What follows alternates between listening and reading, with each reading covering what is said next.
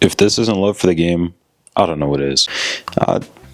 This one we might have to, it's not quite what I need. Something like this might fit a little better. Let's go ahead, let's get this one out the box. Morning, y'all. I know it's been a little while since I've last recorded or really uploaded anything, but I have been tasked by Okinos to go ahead and actually record some new content with their Aqua 6 Infinity. So today I'm going to be kind of chilling, building, telling you a little bit about the case, and really just putting together a build with some parts that I have not had the opportunity to use. So let's go ahead, let's find some parts, toss a build in here, and kind of see where it takes us from there. But before we get into finding some parts for this build, let's go ahead, let's talk about the case real quick. The Aqua 6 Infinity is Okinos' take on a 270-degree panoramic ATX case, and it comes in at $69.99 MSRP with 3 Infinity mirror fans, 2 of them being intake on the side, 1 exhaust at the rear, as well as this fully mesh ATX power supply basement. We got our front I/O here with a proper reset button, an audio combo jack, USB-C, USB-A, and then obviously your little power button, as well as a little wood element as far as the logo. We've also got ample room in the back as far as cable management goes, and all of these fans are just regular 5-volt ARGB. So you're not gonna need a hub or any special connector, no proprietary stuff, nothing like that. Let's go ahead, let's pick out some parts and get to building. As far as our motherboards, we have a couple of options, but I think this A620 Prime should be good enough. And then obviously for our CPU, we're gonna need something AM5. Probably gonna use this, the 7500 X3D. Then obviously we're gonna need storage and RAM, just an Acer drive, not too bad. And then let's grab 16 gigabytes of RAM. And then to power everything, let's grab a 650 watt power supply. For our cooler, we have a couple of different options. We could go air with something like the 214 XT, or we have a couple of these MSI 240 mil. So I think I'm gonna grab one of those. And as far as the graphics cards, we have a couple of different options. We could go 3090, a couple of 5060s, 5080, 9070 XT, 5070. I have this 4060 Ti 16 gigabyte that we got for pretty cheap. So I think this will probably be the play. All right. That is all the parts to do a build, so let's go ahead, let's get to it. I'm gonna keep it a buck. Right now I have pretty much no clue how much this all is gonna cost me. I think we're looking at like $700.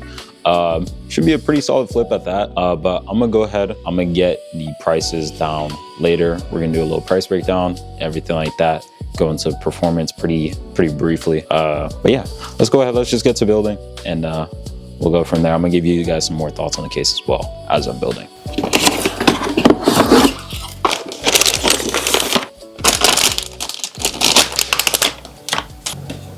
Going in with the SSD, RAM stick number 2,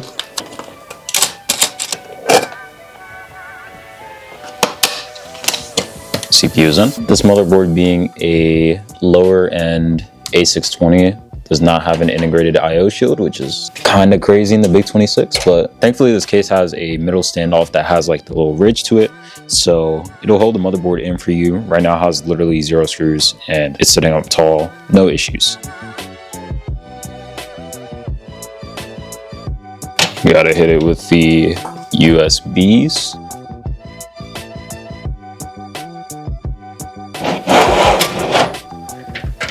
Hit it with our 650 watt Cobra, aka the best power supply of all time. If you're in the Discord server, you know. If you're not, go ahead and join, man. All of this cable mess is going to be dealt with very shortly. And let me just really just some generational cable management right here by yours truly, one of the cable managers of all time, if you will. Time for the GPU to go in. This case does not have breakaway panels. They are both screwed in, or they are all screwed in actually, so that is very nice. I'm gonna go ahead, take the magnetic filter off, and then go in with the new AIO. Wish I had a 360 mil, but I do not, unfortunately.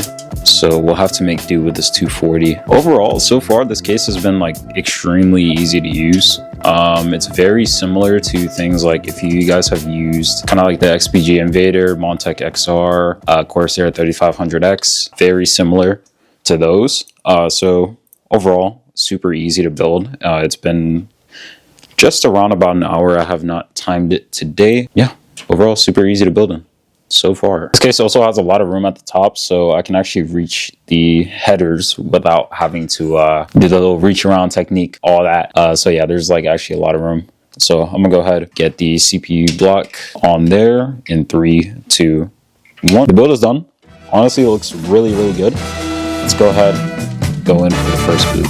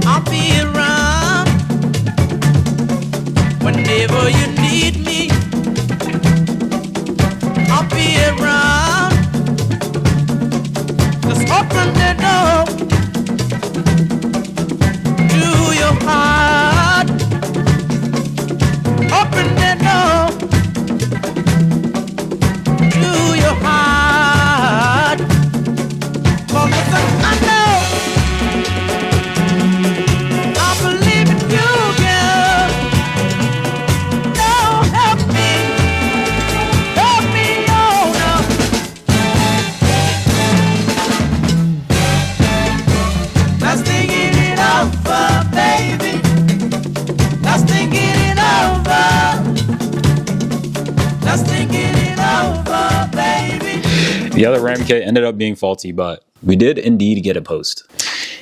Now, if you guys don't have speakers on hand, I'm just saying these are low-key a savior when it comes to troubleshooting. So make sure that you keep some speakers on hand. It makes your life a whole lot easier. I ain't even gonna lie to you. This thing is looking amazing.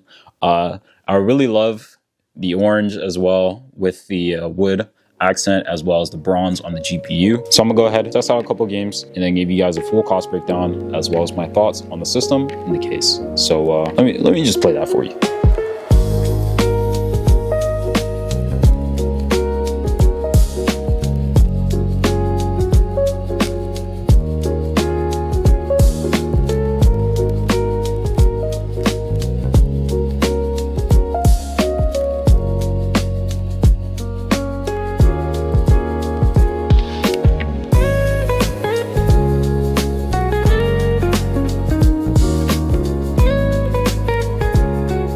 Alright y'all, so that's pretty much it as far as the build itself goes. I'm pretty happy with how it turns out. As far as a quick little price breakdown and the performance itself, honestly, it was pretty similar to something like a 9600X 5060 Ti 16GB combo. Obviously like tiny bit worse, but the 7500X3D and the 4060 Ti 16GB, they definitely put in their work. I think for 1080p, it would be more than enough for pretty much any game.